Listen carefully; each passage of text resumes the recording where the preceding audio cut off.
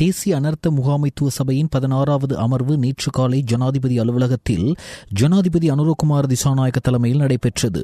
தேசிய அனர்த்த முகாமைத்துவ கட்டுப்பாட்டு பொறிமுறை உருவாக்குதல் மற்றும் 2005ஆம் ஆண்டு இலக்கம் 13ஆம் இலக்க இலங்கை அனர்த்த முகாமைத்துவ சட்டத்தை திருத்துவது தொடர்பான பத்திரம் இதன்போது சமர்ப்பிக்கப்பட்டது. பல்தரப்பு அணுகுமுறை மூலம் தோட்டப்பகுதிகளில் மண் சரிவு அபாயத்தை குறைப்பதற்காக NBRO உட்பட தொடர்புடைய தரப்பினர்கள், தோட்ட உரிமையாளர்கள் மற்றும் உள்ளூராட்சி நிறுவனங்களுடன் ஒன்றிணைந்து வடிகால் அமைப்பு பொறிமுறையை நிறுவுதல் மற்றும் மறுசீரமைப்பு செய்வதற்கான பொறிமுறை ஒன்றை நிறுவுதல் குறித்தும் இதன்போது கவனம் செலுத்தப்பட்டது. அத்துடன் தாக்கம் ஏற்படக்கூடிய மத்திய பிரதேசத்தை முகாமைத்துவம் செய்வதற்கான திட்டத்தை தயாரிப்பதற்காக தொழில்நுட்ப குழு ஒன்றை நியமித்தல் மற்றும் தொடர்புடைய அனைத்து நிறுவனங்களிலிருந்தும் தகவல்களை ஒருங்கிணைக்கும் ஒரு திட்டத்தை தயாரித்தல், அனைத்து நிறுவனங்களும் அந்த தரவை அணுக அனுமதிக்கும் ஒரு ஒருங்கிணைந்த டிஜிட்டல் தளத்தை தயாரித்தல் என்பன குறித்தும் கவனம் செலுத்தப்பட்டது. வெளிப்படைத்தன்மையை உறுதி செய்து கிடைத்துள்ள அனைத்து வெளிநாட்டு நிவாரண உதவிகளையும் ஒருங்கிணைப்பதற்காக வெளிநாட்டு நிவாரண ஒருங்கிணைப்பிற்கென குழு ஒன்றை நிறுவுவது குறித்தும் அதற்கு அதிகாரம் வழங்குவது குறித்தும் இங்கு ஆராயப்பட்டது. ஜனாதிபதியின் தலைமையில் தேசிய அனர்த்த முகாமைத்துவ சபை 7 ஆண்டுகளுக்கு பிறகு கடந்த ஆகஸ்ட் 7ஆம் தேதி கூடியது. திடீர் அனர்த்த நிலைமையுடன் கடந்த நவம்பர் 27ஆம் தேதி இரவு மீண்டும் சபை கூடியது. டித்வா சூறாவளிக்கு பிறகு இயல்பு நிலைமையை மீள ஏற்படுத்த தேவையான கொள்கை முடிவுகளை எடுப்பதற்கும் நிறுவன வழிகாட்டுதலை வழங்குவதற்கும் ஜனாதிபதியின் தலைமையில் இந்த சபை நேற்று கூடியது. நமது நாட்டில் தற்போதுள்ள இடர் முகாமைத்துவ திட்டம் தோல்வி கண்ட திட்டமாக காணப்படுகிறது. இதனை மாற்றியமைத்து தற்காலத்திற்கேற்றாற்போல் இடர் முகாமைத்துவ திட்டத்தை முன்னெடுக்க வேண்டிய தேவை நமக்கு காணப்படுகின்றன. இந்த துயரத்திலிருந்து பாடங்களை கற்றுக்கொண்டு நாம் முன்னோக்கி பயணிக்க வேண்டும். தற்போது முன்னெடுக்கப்பட்டு வரும் இடர் முகாமைத்துவ திட்டம் தொடர்பில் பொதுமக்கள் நம்பிக்கை இழந்து போயுள்ளனர் என எதிர்க்கட்சித் தலைவர் சஜித் பிரேமதாச தெரிவித்தார். டித்வா சூறாவளி புயலால் கடுமையாக பாதிக்கப்பட்ட தம்பதேனிய பிரதேச மக்களின் சுகாதாரத்தை மேம்படுத்தும் நோக்கில் ஐக்கிய மக்கள் சக்தியால் முன்னெடுக்கப்பட்டு வரும் மூச்சு வேலை திட்டத்தின் கீழ் தம்பதேனிய ஆதார வைத்தியசாலைக்கு 29 லட்சம் ரூபாய் பெறுமதியான வைத்தியசாலை உபகரணங்களை வழங்கி வைக்கும் நிகழ்வு நேற்று இடம்பெற்றது. இதில் கலந்து கொண்டு உரையாற்றும் போது எதிர்க்கட்சித் தலைவர் சஜித் பிரேமதாச இவ்வாறு தெரிவித்தார்.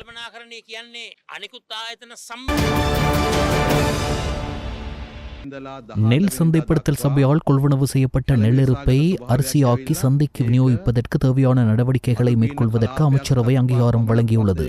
இன்று இடம்பெற்ற அமைச்சரவை தீர்மானங்களை அறிவிக்கும் ஊடக சந்திப்பில் கலந்து கொண்ட அமைச்சரவை ஊடக பேச்சாளர் நலிந்த ஜெயதிஸ் இதனை தெரிவித்தார்.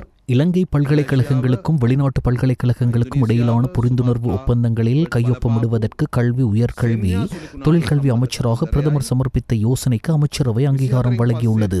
இலங்கையின் நீதித்துறை அமைப்பை டிஜிட்டல் மயமாக்கும் செயல்முறையான நீதிமன்றம் திட்டத்திற்கு அமைச்சரவை ஒப்புதல் வழங்கியுள்ளது. தேசிய மக்கள் சக்தியின் கம்பகா மாவட்ட பாராளுமன்ற உறுப்பினர் அசோக ரன்வளவின் வாகன விபத்து சம்பவம் தொடர்பில் போலீஸ் உத்தியோகஸ்தர்கள் தமது கடமைகளை சரிவர நிறைவேற்ற தவறினார்களா என்பது குறித்து போலீஸ் மா அதிபரின் உத்தரவின் பேரில் விசாரணை ஒன்று முன்னெடுக்கப்பட்டு வருவதாக அமைச்சர் நலிந்த ஜெயதிஸ் தெரிவித்தார். இன்று நடைபெற்ற அமைச்சரவை முடிவுகளை அறிவிக்கும் ஊடகவியலாளர் சந்திப்பில் ஊடகவியலாளர் ஒருவர் எழுப்பிய கேள்விகளுக்கு பதிலளிக்கையில் அமைச்சர் இதனை குறிப்பிட்டார்.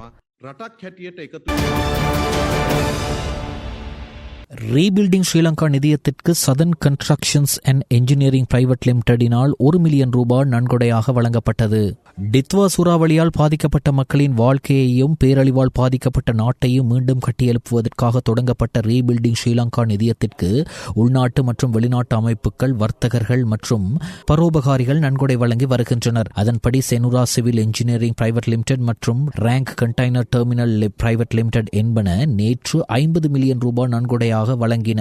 செனுரா சிவில் என்ஜினியரிங் லிமிடெட் நிறுவனத்திடமிருந்து 25 மில்லியன் ரூபாய் மற்றும் ரேங்க் கண்டெய்னர் டெர்மினல் நிறுவனத்திடம் இருந்து 25 மில்லியன் ரூபாய் நிதியுதவி வழங்கப்பட்டதோடு அதற்கான காசோலைகள் ஜனாதிபதி அலுவலகத்தில் ஜனாதிபதியின் செயலாளர் கலாநிதி நந்திக சனத் குமாரநாயக்கவிடம் கையளிக்கப்பட்டன.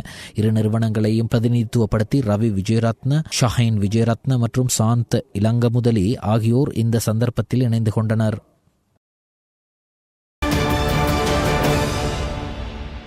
பாதிக்கப்பட்ட மக்களுக்கு நிவாரணம் வழங்குவதற்காக பாகிஸ்தான் அரசாங்கத்தால் நன்கொடையாக வழங்கப்பட்ட மனிதாபிமான உதவித்தொகை நேற்று கொழும்பு துறைமுக சர்வதேச கொள்கலன் முனையத்தில் இலங்கையிடம் கையளிக்கப்பட்டது. இலங்கை அரசாங்கத்தின் சார்பாக துறைமுகங்கள் மற்றும் சிவில் விமான போக்குவரத்து அமைச்சர் அனுர கருணாதிலக்க மற்றும் துறைமுகங்கள் மற்றும் சிவில் விமான போக்குவரத்து பிரதி அமைச்சர் ஜனிதருவான் கொடித்துவாக்கு ஆகியோர் இந்த உதவியை உத்தியோகபூர்வமாக பொறுப்பேற்றனர். பாகிஸ்தான் அரசாங்க பிரதிநிதித்துவப்படுத்தி இலங்கைக்கான பாகிஸ்தான் உயர்ஸ்தானிகர் இந்த மனிதாபிமான உதவித்தொகையை உத்தியோகபூர்வமாக கையளித்தார். இலங்கையில் தற்போது அனர்த்த சூழ்நிலையால் பாதிக்கப்பட்ட மக்களுக்கு உதவும் நோக்கில் பாகிஸ்தானின் தேசிய அனர்த்த முகாமைத்துவ அதிகார சபை மற்றும் பிரதமர் அலுவலகத்துடன் ஒருங்கிணைந்து சுமார் 200 மெட்ரிக் டன் மனிதாபிமான உதவிகள் இலங்கைக்கு அனுப்பப்பட்டுள்ளன. இந்த உதவித்தொகையில் இடம்பெயர்ந்த குடும்பங்களுக்கு தங்குமிடம் மற்றும் கூடாரங்கள், போர்வை போன்றவை அடங்கும். அத்துடன் அனர்த்தத்தினால் பாதிக்கப்பட்ட மக்களுக்கு உடனடி நிவாரண மற்றும் மீட்பு பணிகளுக்காக உயிர்காப்பு ஜாக்கெட்டுகள், படகுகள் மற்றும் நீரகற்றும் பம்புகள் ஆகியவை அடங்கும். மக்களின் சுகாதாரம் மற்றும் ஊட்டச்சத்து தேவைகளை பூர்த்தி செய்ய மருந்துகள், பால்மா, மருத்துவ உணவுகள், நுளம்பு வலைகள் போன்றவையும் இதில் அடங்கும். இந்த அனர்த்த சமயத்தில் இலங்கைக்கு ஆதரவாக இருந்து நிவாரணம் வழங்குவதற்கும் நாட்டின் மீளமைப்பிற்கு உதவுவதற்கும் பாகிஸ்தானின் அர்ப்பணிப்பு இரு நாடுகளுக்கும் இடையிலான நீண்டகால நட்பு மற்றும் ஒத்துழைப்பை பிரதிபலிக்கிறது. எதிர்வரும் நாட்களில் அனர்த்த முகாமைத்துவ நிலையம் மற்றும் ஏனைய மனிதாபிமான உதவி நிறுவனங்களுடன் ஒருங்கிணைந்து சம்பந்தப்பட்ட அதிகாரிகள் மற்றும் நிறுவனங்களால் பாதிக்கப்பட்ட மக்களுக்கு இந்த மனிதாபிமான உதவிகளை விநியோகிக்க திட்டமிடப்பட்டுள்ளது.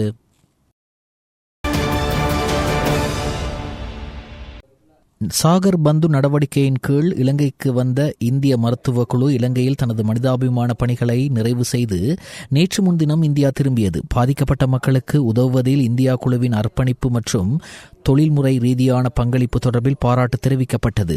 இந்த குழு நாடு திரும்பிய நிலையில் பாதிக்கப்பட்ட மக்களுக்கு நிவாரணம் வழங்குவதற்காக மற்றொரு தொகுதி நிவாரணப் பொருட்களும் நன்கொடையாக வழங்கப்பட்டன. இந்த மருத்துவ குழுவை இந்தியாவிற்கு அழைத்துச் செல்ல வந்த இந்திய விமானப்படையின் C-17 குளோப் மாஸ்டர் விமானம் மூலம் 10 டன் மருந்துகள் மற்றும் 15 டன் உலர் உணவுப் பொருட்கள் அடங்கிய நிவாரணப் பொருட்கள் இலங்கைக்கு கொண்டுவரப்பட்டன. டித்வா சூறாவளியால் பாதிக்கப்பட்ட மக்களின் நிவாரணப் பணிகளுக்கு உதவுவதற்காக இந்த உதவிப் பொருட்கள் இலங்கைக்கு அனுப்பப்பட்டுள்ளன. மேலும் நேற்று ஷோரியா எனப்படும் இந்திய கடலோர காவல்படை கப்பலில் 50 டன் உலர் உணவுப் பொருட்கள் இலங்கைக்கு அனுப்பப்பட்டன. இந்த பொருட்களை இந்திய பிரதி உயர்ஸ்தானிகர் கலாநிதி சத்யஞ்சல் பாண்டேவினால் துறைமுகங்கள் மற்றும் சிவில் விமான போக்குவரத்து பிரதி அமைச்சர் ஜனித ருவான் கொடித்துவக்குவிடம் உத்தியோகபூர்வமாக கையளிக்கப்பட்டது. சாகர் பந்து நடவடிக்கையின் கீழ் இலங்கைக்கு இந்தியா மருத்துவ குழுவின் தொடர்ச்சியான மனிதாபிமான உதவிகள் மற்றும் சேவைகள் இரு நாடுகளுக்கும் இடையிலான நெருங்கிய ஒத்துழைப்பையும் நீண்டகால நட்புறவையும் பிரதிபலிக்கின்றன. நிதி தூய்தாக்கல் சட்டத்தின் கீழ் ஊழல் குற்றச்சாட்டின் பேரில் லஞ்சம் அல்லது ஊழல் ஒழிப்பு ஆணைக்குழுவினால் கைது செய்யப்பட்டிருந்த முன்னாள் அமைச்சர் CB ரத்நாயக்கவை பிணையில் செல்ல கொழும்பு பிரதான நீதவான் அசங்க S. போதரகம இன்று உத்தரவிட்டார். சந்தேக நபரை தலா 20 லட்சம் ரூபாய் பெறுமதியான 2 சரீர பிணைகளில் செல்ல நீதவான் அனுமதி வழங்கியுள்ளதோடு சந்தேக நபர் வெளிநாடு செல்வதற்கும் தடை விதித்துள்ளார். 573 லட்சம் ரூபாய்க்கும் அதிகமான பணத்தை சட்டவிரோதமான முறையில் ஈட்டியதாக லஞ்சம் மற்றும் ஊழல் ஒழிப்பு சட்டத்தின் இலக்கம் 23ஆம் பிரிவின் கீழ் லஞ்சம் அல்லது ஊழல் பற்றிய விசாரணை ஆணைக்குழுவின் சொத்துக்கள் விசாரணை பிரிவினால் மேற்கொள்ளப்பட்ட விசாரணைகளுடன் தொடர்புடையதாக இந்த கைது இடம்பெற்றிருந்தது.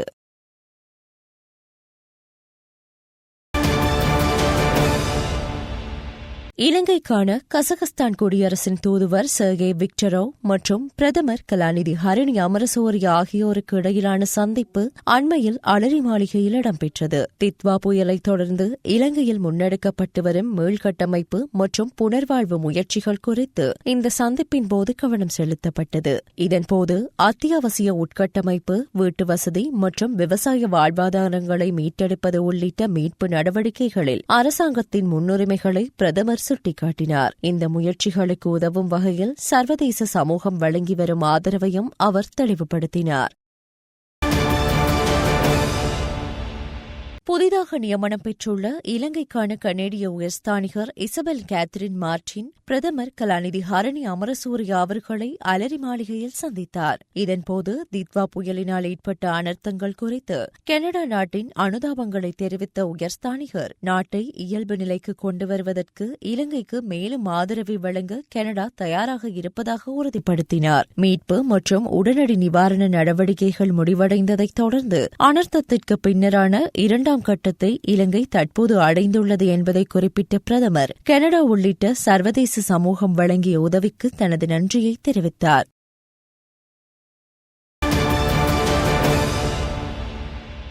தர்ம பிரபாஸ்வர கௌரவிப்பு நிகழ்வு நேற்று பண்டார்நாயக்க ஞாபகார்த்த சர்வதேச மாநாட்டு மண்டபத்தில் நடைபெற்றது. கிறிஸ்தவ கலாச்சார திணைக்களத்தின் ஏற்பாட்டில் நடைபெற்ற இந்த நிகழ்வில் கிறிஸ்தவ சமூகத்தை சேர்ந்த பல துறைகளில் சாதனை படைத்தவர்களுக்கு விருது வழங்கி கௌரவிக்கப்பட்டது.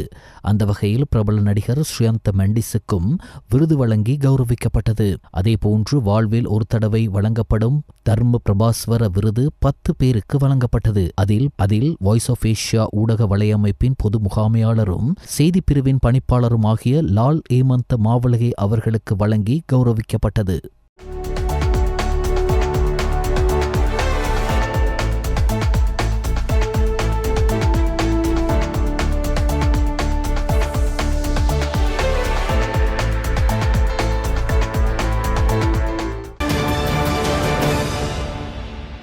ஊவா பர்ணகம மஸ்பன்ன பகுதியில் ஏற்பட்ட மண் சரிவால் சிக்குண்ட 2 பேருந்துகள் மீட்கப்பட்டது.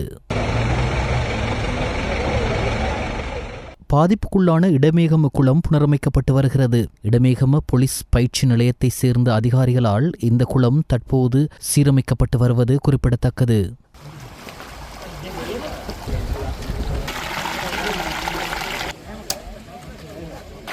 சீரற்ற காலநிலையால் பாதிப்புக்குள்ளான கலென்பிந்துனுவெவ பாதை தற்போது புனரமைக்கப்பட்டு வருகிறது.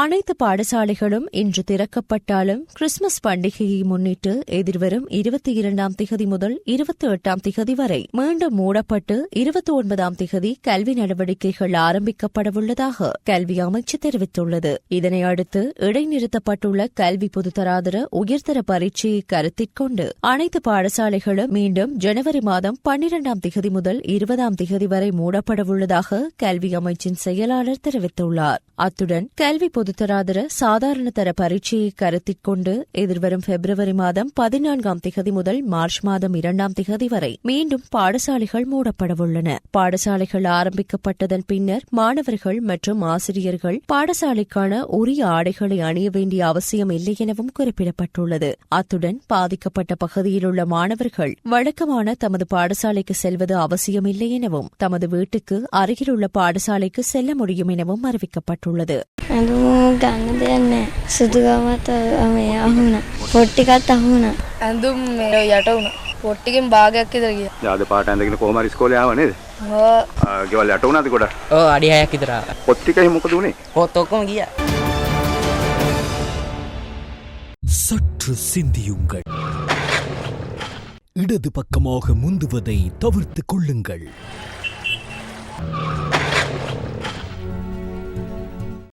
எப்போதும் பாதுகாப்பான தரமான தலைக்கவசத்தை அணியுங்கள். தலைக்கவசம் பாதுகாப்பாக இருக்க பொத்தானை அழுத்துங்கள். இது விபத்தை தடுப்பதற்கான நேரம். வெளிப்பெண்ண போலீசில் கடமையாற்றிய சார்ஜென்ட் ஒருவர் அழுத்கம மாத்தறை வீதியில் பயணித்த மோட்டார் சைக்கிள் மோதி உயிரிழந்தார். உயிரிழந்தவர் அகுங்கள்ள பகுதியைச் சேர்ந்த 54 வயதுடைய போலீஸ் சார்ஜென்ட் என தெரியவந்துள்ளது.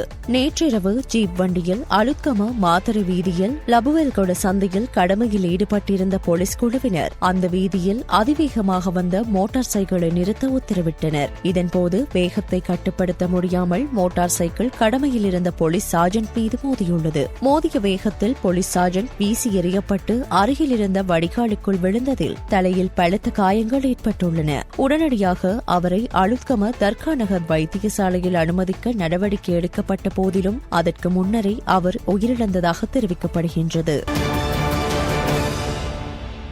தெற்கு அதிவேக வீதியில் 168 கிலோமீட்டர் மைல்கள் பகுதிக்கு அருகில் வெளிநாட்டு பிரஜைகள் பயணித்த சொகுசு வேன் ஒன்று முன்னால் சென்ற சிறிய லாரியுடன் மோதி விபத்துக்குள்ளானது. இந்த விபத்தில் வேனில் பயணித்த 2 வெளிநாட்டு பெண்கள் உட்பட 5 பேர் காயமடைந்துள்ளதாக தெரிவிக்கப்படுகிறது. குறித்த விபத்தின் போது லாரியின் ஒரு பாகம் உடைந்து அதிவேக வீதியின் வெளியே வீசப்பட்டுள்ளது.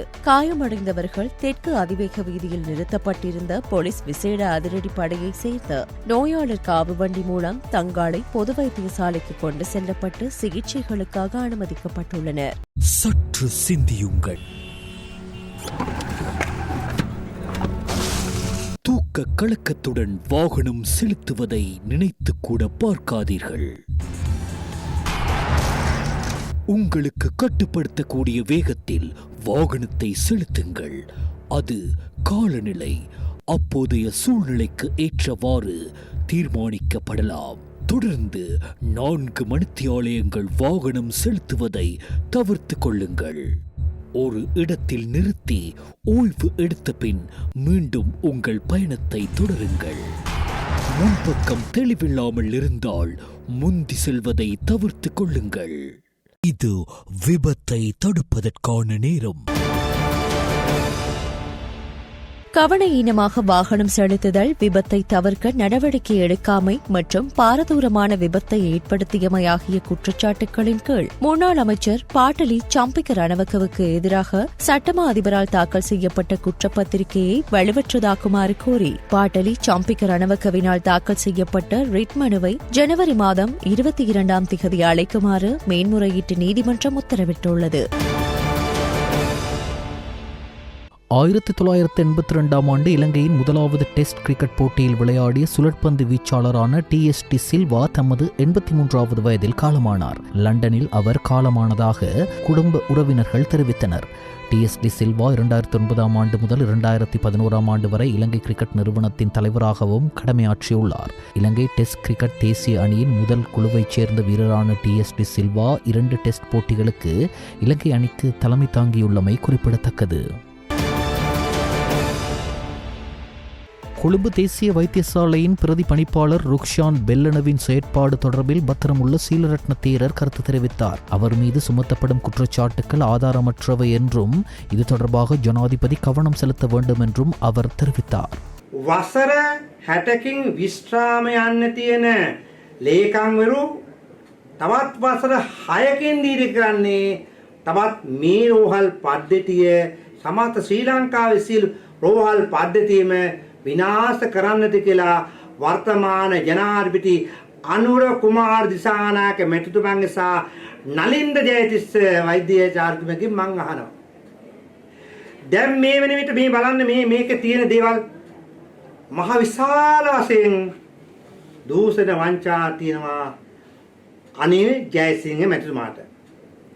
අද අනේ ජයසිංහ මැතිතුමා මේ සම්බන්ධව මේ ගරු බෙල්ලන මැතිතුමා විසින් මේ කරන දූෂණ වංචා හෙළිදරව්වේදී මේතුමා පැන්වීම සඳහා මේ ඇතැම් අයට පුළුවන් විදිහට පන්නා ගහනවා.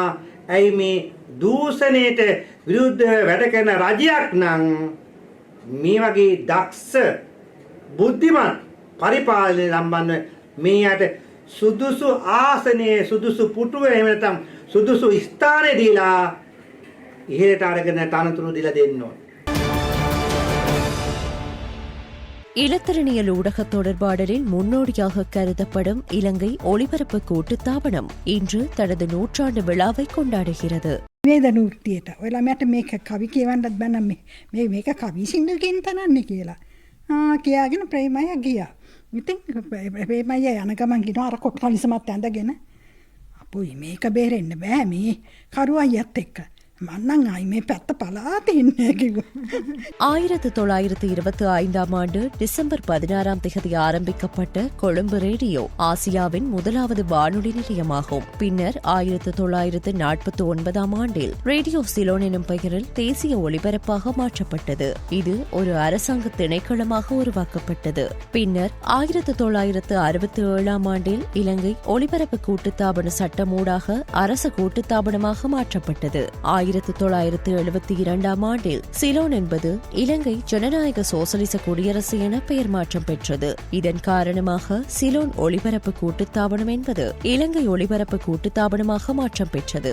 அன்று முதல் அரசு கூட்டுத்தாபனமாக இருந்து வரும் இலங்கை ஒலிபரப்பு கூட்டுத்தாபனம் தற்போது தகவல் மற்றும் ஊடக அமைச்சின் கீழ் உள்ளது. 7 தேசிய வானொலி நிலையங்கள், 6 பிராந்திய வானொலி நிலையங்கள் மற்றும் 4 சமூக வானொலி நிலையங்கள் மூலம் சேவைகளை வழங்கி வருகின்றது.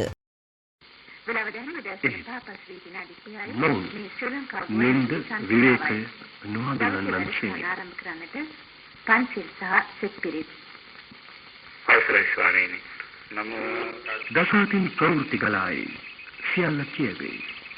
තෝරා බේරා සැකසේ ලියවේ. තවත් නව පුවතක් වේ. නැවත සැකසේ ඇඟිලි තුඩු කඩිසර වේ.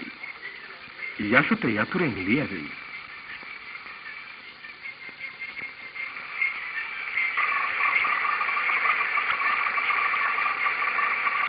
හැම කෙනෙකුම ලහිලහියේ එකම අරමුණකට යොමු වේ. සිංහල දෙමළ ඉංග්‍රීසි භාෂා තුනම නැතු වේ. පරිවර්තනය වේ.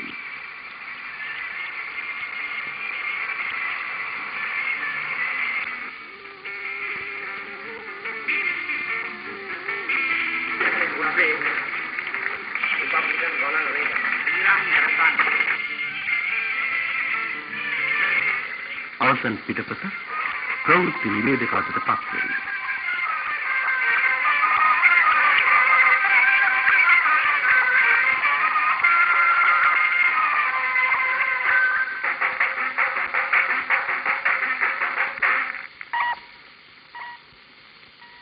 උදෑසන 6:30 මේ ශ්‍රී ලංකා ගුවන්විදුලි සංස්ථාවයි මෙන්න ප්‍රවෘත්ති ප්‍රාණ අපතරු අර්බුදයක විසඳුම අනුමිතිව පවතිති. கிழக்கு திசை காற்றழுத்த சுழற்சியின் காரணமாக நாட்டின் வானிலையில் தாக்கம் ஏற்படுவதால் வடக்கு மற்றும் கிழக்கு மாகாணங்களில் தற்போது நிலவும் மழையுடனான வானிலை எதிர்வரும் நாட்களிலும் தொடரும் என வளிமண்டலவியல் திணைக்களம் எதிர்வு கூறியுள்ளது. அந்த திணைக்களம் இன்று அதிகாலை விடுத்துள்ள வானிலை அறிக்கையில் மேலும் தெரிவிக்கையில் வடக்கு, வடமத்திய, கிழக்கு, ஊவா மற்றும் மத்திய மாகாணங்களில் இடைக்கிடையே மழை பெய்யக்கூடும் என குறிப்பிட்டுள்ளது. வடக்கு மற்றும் கிழக்கு மாகாணங்களிலும் பொலனறுவை மாவட்டத்திலும் சில இடங்களில் 50 மில்லிமீட்டருக்கும் அதிகமான பலத்த மழை பெய்யக்கூடும். நாட்டின் ஏனைய பகுதிகளில் பிற்பகல் 1 மணிக்கு பின்னர் ஆங்காங்கே மழை அல்லது இடியுடன் கூடிய மழை பெய்ய வாய்ப்புள்ளது. இடைவேளைக்கு பின்னர் செய்திகள் தொடரும். வெளிநாட்டு செய்திகள். சிட்னியின் பொண்டி கடற்கரையில் நடந்த துப்பாக்கி சூட்டின் போது தாக்குதல் நடத்தியவர்களில் ஒருவரிடமிருந்து துப்பாக்கியை பறித்த நபருக்காக ஆஸ்திரேலியா முழுவதிலுமிருந்து நன்கொடைகள் குவிந்துள்ளதாக வெளிநாட்டு ஊடகங்கள் செய்தி வெளியிட்டுள்ளன. இதன் மொத்த தொகை தற்போது 1.1 மில்லியன் ஆஸ்திரேலிய டாலர்களை தாண்டியுள்ளது. துப்பாக்கி காயம் காரணமாக அறுவை சிகிச்சை செய்து கொண்டு மருத்துவமனையில் அவர் குணமடைந்து வரும் நிலையில் இந்த நன்கொடை அதிகரித்துள்ளது. அஹ்மத்துக்கு ஆதரவாக அமைக்கப்பட்ட கோ ஃபவுண்ட் மீ பிரசாரம் ஒரே நாளில் 1.1 மில்லியன் ஆஸ்திரேலிய டாலருக்கும் அதிகமான நிதியை திரட்டியுள்ளதாக வெளிநாட்டு ஊடகங்கள் தெரிவித்துள்ளன. இந்நிலையில் அவரை ஆஸ்திரேலிய பிரதமர் ஆந்தோனி ஆல்பனீஸ் மற்றும் நியூ சவுத் வேல்ஸ் முதல்வர் கிறிஸ் மின்ஸ் நேரில் சந்தித்து பாராட்டியுள்ளார்கள். பிரேசிலின் குவைபாவில் வீசிய பலத்த காற்று காரணமாக சுதந்திர தேவி சிலை சரிந்து விழுந்துள்ளதாக சர்வதேச ஊடகங்கள் செய்தி வெளியிட்டுள்ளன. பிரேசிலின் ரியோ கிராண்டே டோசுல் மாநிலத்தில் புயல் பேரழிவை ஏற்படுத்தியுள்ளது. இந்த நிலையில் மணிக்கு 90 கிலோமீட்டர் வேகத்தில் வீசிய கடுமையான காற்று மற்றும் புயல் காரணமாக குவைபா நகரில் உள்ள ஹவன் சில்லறை விற்பனை கடையின் முன் அமைக்கப்பட்டிருந்த மிகப்பெரிய சுதந்திர தேவி சிலை திடீரென சரிந்து விழுந்தது. சம்பவத்தில் யாருக்கும் காயம் ஏற்படவில்லை என அந்நாட்டு ஊடகங்கள் செய்தி வெளியிட்டுள்ளன. இந்த சிலை 1900களின் முற்பகுதியில் நிறுவப்பட்டதாகவும் தெரிவிக்கப்பட்டுள்ளது. சிலர் சிலை இடிந்து விழுந்த காட்சிகளை காணொலியாக பதிவு செய்து சமூக ஊடகங்களில் பதிவேற்றியுள்ளதுடன் அவை தற்போது வைரலாகி வருகிறது.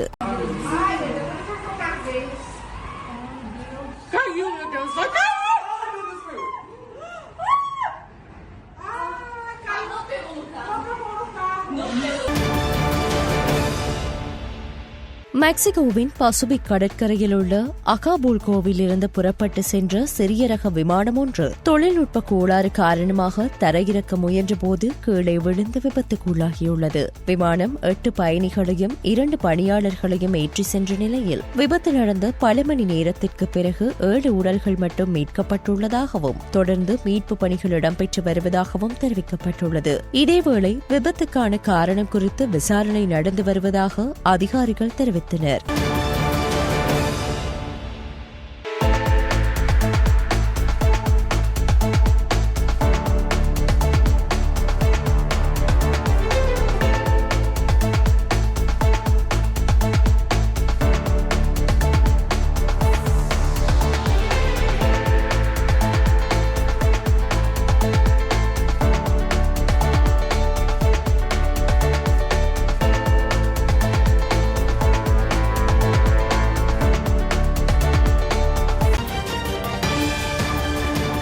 இடைவேளைக்கு பின்னர் செய்திகள் தொடரும்.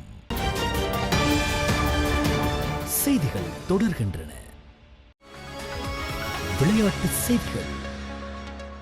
2026 இந்தியன் பிரீமியர் லீக் மினி ஏலம் இன்று அபுதாபியில் நடைபெற்றது. இதில் இலங்கை அணியின் இளம் வேகப்பந்து வீச்சாளரான மதீஷ பத்திரன கொல்கத்தா நைட் ரைடர்ஸ் அணியால் 18 கோடி இந்திய ரூபாய்க்கு ஏலமெடுக்கப்பட்டுள்ளார். இதன் மூலம் IPL ஏல வரலாற்றில் அதிக விலைக்கு விற்பனையான இலங்கை வீரர் என்ற சாதனையை மதீஷ பத்திரன படைத்துள்ளார். இந்த மினி ஏலத்தில் 77 இடங்களுக்காக 1390 வீரர்கள் தங்கள் பெயர்களை பதிவு செய்திருந்த நிலையில் அதிலிருந்து 369 வீரர்கள் இறுதிக்கட்ட ஏலத்திற்காக தெரிவு செய்யப்பட்டுள்ளனர். இந்த ஏலத்தை மும்பையை சேர்ந்த மல்லிகா சாகர் நடத்தினார். முதல் சுற்று ஏலத்தின் கடைசி வீரராக ஆஸ்திரேலிய அணியின் கேமரன் கிரீன் பெயர் இடம்பெற்றது. அவரை ஏலம் எடுப்பதற்காக அணிகளுக்கு மத்தியில் கடும் போட்டி ஏற்பட்டது. இறுதியில் கொல்கத்தா நைட் ரைடர்ஸ் அணி 25.20 கோடி இந்திய ரூபாய்க்கு ஏலம் எடுத்தது. இதன் மூலம் IPL தொடர் வரலாற்றில் அதிக தொகைக்கு ஏலம் எடுக்கப்பட்ட வெளிநாட்டு வீரர் என்ற பெருமையை கேமரன் கிரீன் பெற்றுள்ளார்.